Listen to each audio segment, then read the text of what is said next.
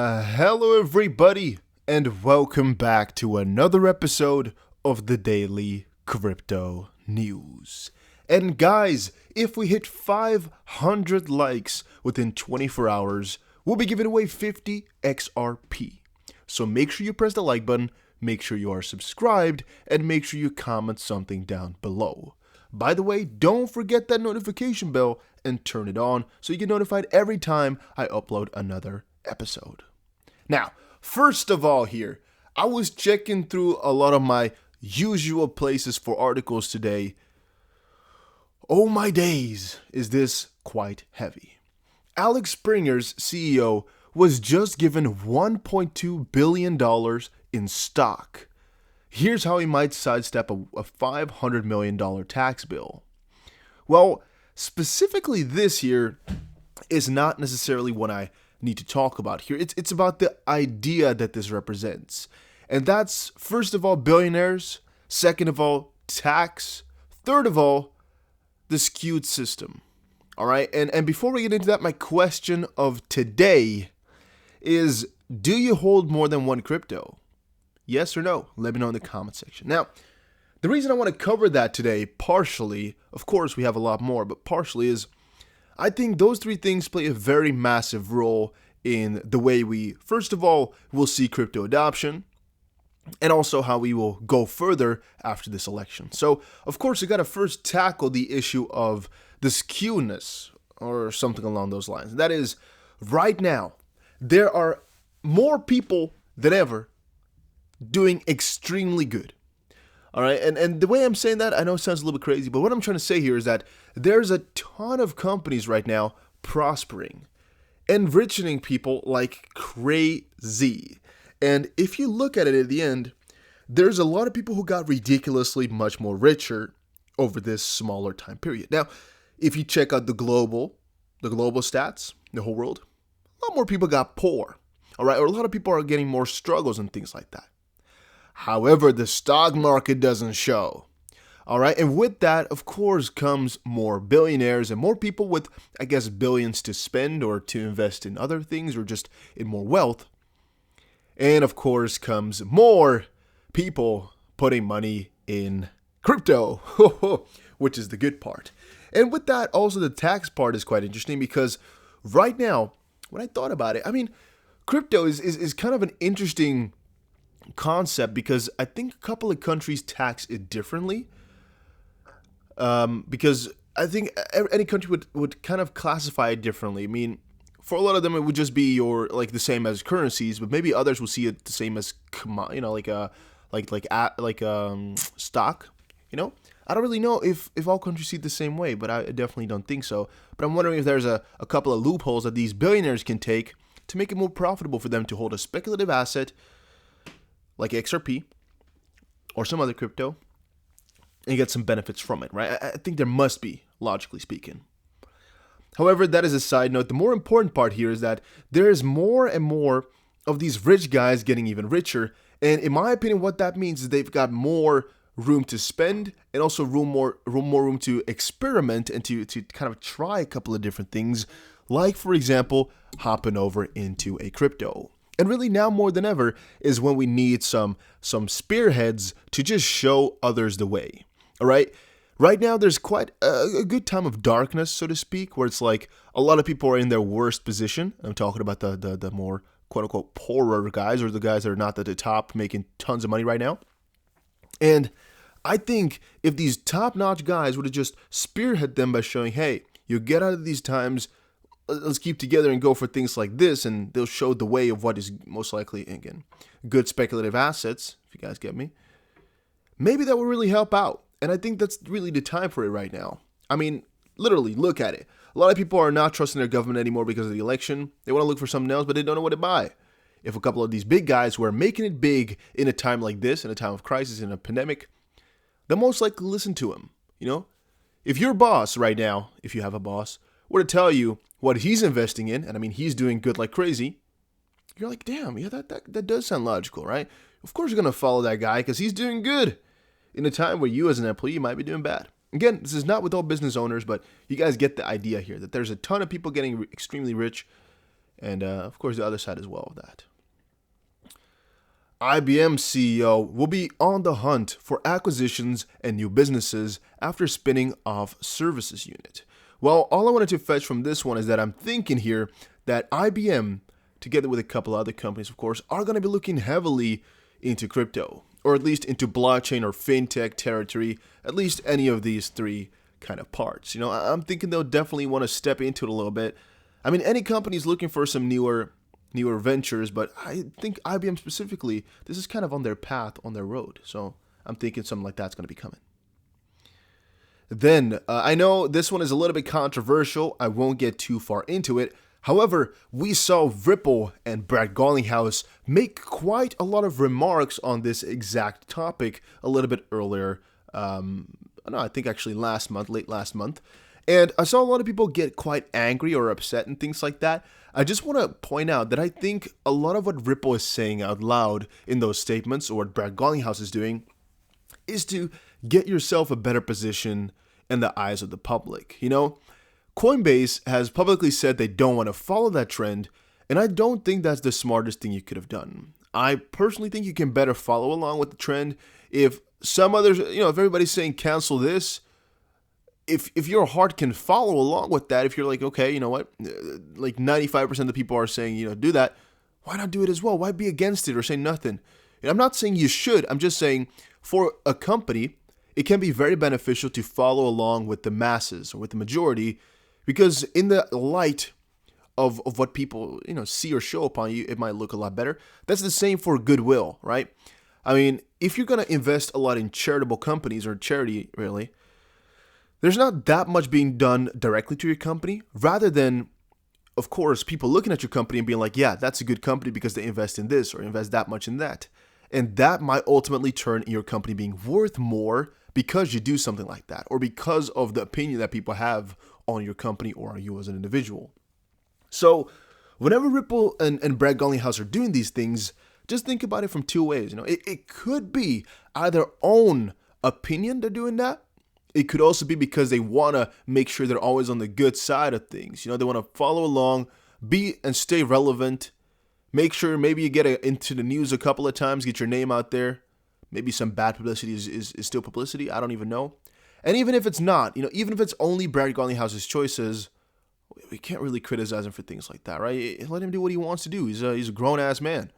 If he wants to support something, all you can do is either stop supporting him or just accept it and be like, yeah, man, okay, I respect your decision. Agree to disagree, possibly. I just wanted to point that out because I kind of feel like people were giving him too much shit for that. All right, moving further though, Panda XRP said one tweet to explain, oh, guys, I've accidentally been recording a voice memo for an hour. That is interesting. Let's do that away. One tweet to explain Ripple's line of credit in general. There's still been quite a lot of confusion about this one, guys. Really. Quote, today, if you want to send $20 over ODL, which again is, oh my days, crazy, which is XRP's part within RippleNet, you need to have $20 to do it. I mean, yeah, that sounds quite logical. LOC, which is this line of credit, will allow you to send $20 over ODL by borrowing $20 of XRP from Ripple. And you can pay $20 back to Ripple later. So it's not some crazy loaning system in the way some people expected it to be. It's mostly just an instant liquidity provider, to be exact, which is really the whole purpose of the whole thing. But that's really the line of credit and what it really does. It's just another layer upon the instant liquidity. That's pretty damn cool. XRP Stewart, has posted on Twitter, Ripple Swell 2020 keynote speakers. Ripple, Brad Garlinghouse. World Bank, Mahesh Uttamchandani. WEF, or the World Economic Forum, Sheila Warren. European Commission, Peter Kerstens. Blockchain Association, Kirsten Smith.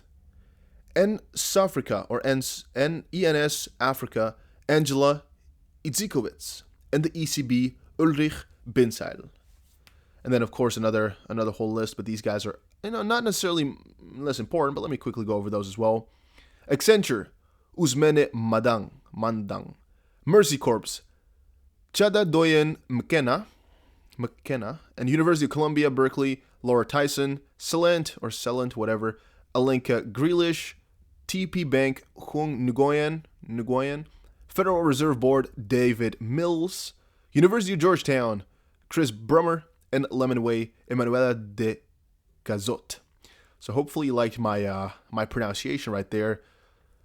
Michael says here, Federal Reserve Board David Mills is the important one. Well, I'm going to be seeing, all right? I'm going to be seeing. I actually, fun fact, did not really get invited to the whole Swell situation because, I tried, but Ripple never sends me an email back. So I don't really think they want me over there. I've waited. It's already been like a week I think like a week. But either they're slow or they don't want a man like me on that thing. All right, I'm going to be doing another one, sneaky. Trying to invite myself to it because it's only now in a couple of days. But I don't know if it's going to work, guys, but I'll keep you updated. Then, all right, we got the whole Bubba Cug situation going on. Oh, it might have gotten deleted. Well, there was a tweet here which said, never forget, XRP will be 4 digits by January 30th, 2020. Nothing anyone can do can stop what is coming. God bless you all. And I replied and said, it's always 4 digits. 1 before and 3 after would be 0.499, as an example, 499. Or 4 digits after the period would be 0.4999. I mean, that's also still 4 digits. Or are you talking about $1,000 plus, which means 4 digits before the period? But that would make 6 digits if you were to, add the 0.00 to it. So I'm like, this kind of does not make sense, right? But either the tweet has been deleted now, or I've been blocked. I've not been blocked. Maybe it's been deleted? Think so. Maybe he got my tweet. He's like, damn, this guy makes a lot of sense. This guy, big freaking brain. Could have been. Who knows? Let's see here. Let's see if it's still on my profile. It's still there. If I retweet or if I go again, refresh. Unavailable. So, he even said 20. Was it even 2020? Did he say that? I can't go back now. I'm at my dumb head. I have to look at the video myself because again, I'm focused on not on the details right now. Did it say 2020 or 2021? You guys can scroll back, check it out. Let's see what it says. Then 2 things. First of all, Ripple Flare Network CEO proposes mechanism to issue assets on the XRP ledger. Pretty big situation, guys, if you ask me. This is opening up the board quite heavily. I'll get into this very much a little bit later today, I think, because I wanna really elaborate on the whole situation. But to give you guys a good idea, the asset issuing and redeeming mechanism on the XRP ledger will be trustless and based on a smart contract. Flare CEO proposal will allow the tokenization of different asset classes. And basically, what we're building here could be on a whole new level. All right, we've often talked and said that this XRP ledger here, there's something. All right, and it's not really going to be too much on top of that anymore. It's most likely going to be integrated into a lot of things, but not really on top of it too much. I guess Sologenic came and kind of changed that, which was kind of the first one. Now Flare came and changed that a little bit further, and now Flare is actually deciding to change it, like double down on this change, which in my opinion is really quite heavy. I didn't like Flare and Spark, but reading this, it really gets me excited to see what they're going to be bringing. DeFi on XRP Ledger, something like that. Pretty cool if you ask me. And then the Ripple website has gotten a complete makeover. If you guys have checked it out already, let me know what you think about it in the comment section down below. I think it's pretty damn big. Pretty cool changes, pretty cool to see everything. And somebody said the XRP section on the website is looking extremely cool. Let me quickly check that out. If you type in XRP on here. Okay, so they've added some darker background to it all. Somebody also said the xrpl.org has changed. You can see here transaction settlement time to see how fast XRP really is, what the benefits of it are, how scalable it is. Damn cool. Distribution. Stable. Okay, so that it won't go away or anything like that. Eco-friendly, not automated. Is that to show something? Everything is automated except for the eco-friendly one. To be eco-friendly? I don't know. Settlement speed, 3 seconds. Network fee, low. TPS right there. Okay, pretty cool everything, right? If you ask me, at least, I think it's all pretty damn cool. So yeah, in general, I'm always very, very positive on XRP, at least as of this point. I'm looking very much forward to Swell. These keynote speakers are looking pretty damn interesting, but I still don't really know what to grasp from all of it since it's going to be online. So is it going to be just one big Zoom meeting? Is it going to be the same as the previous ones? So like the regionals or what?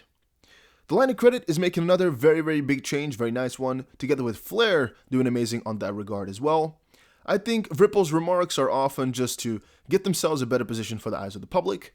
I think a couple of companies will definitely move over into crypto together with a couple of these billionaires, and they'll most likely spearhead the way for a lot of these smaller investors to hop on into things like XRP as well. But guys, that was it for today's video. Hopefully you all enjoyed it. If you did, make sure you press the like button and subscribe, and I'll see you guys again in another crypto video.